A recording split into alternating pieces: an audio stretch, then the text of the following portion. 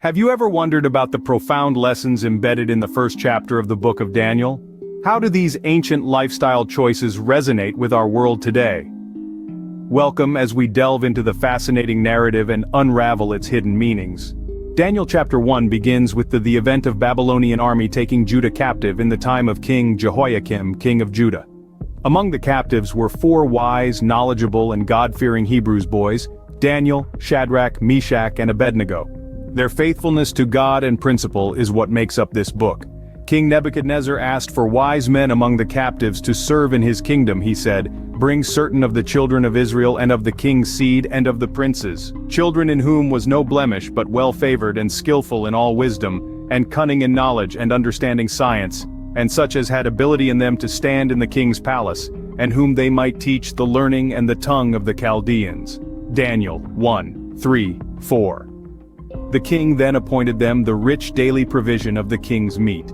Daniel and his 3 friends made a firm decision and refused to eat or drink the king's food and wine. The Bible records, "But Daniel purposed in his heart that he would not defile himself with the portion of the king's meat, nor with wine which he drank. Therefore he requested of the prince of the eunuchs that he might not defile himself." Daniel 1:8. Daniel continued and said, "Prove thy servants, I beseech thee, then days, and let them give us pulse to eat and water to drink." Daniel 1:12.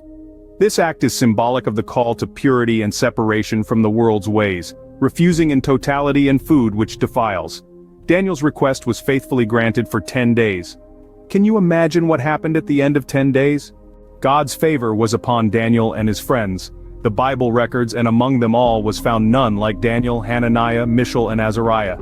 And in all matters of wisdom and understanding the king found them 10 times better than all the magicians and astrologers that were in all his realm. Daniel 1:19-20, God was honored and added Daniel another gift, and Daniel had understanding in all visions and dreams. Daniel 1:17. This signifies that God's people, despite being in exile or under oppression, when they remain faithful to God, can thrive and be blessed.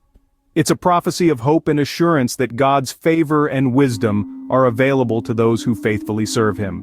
In summary, the first chapter of Daniel begins with a call to stand for truth in whatever situation we may be in. It continues with the call to purity and spiritual discernment, symbolized by Daniel's refusal of the king's food.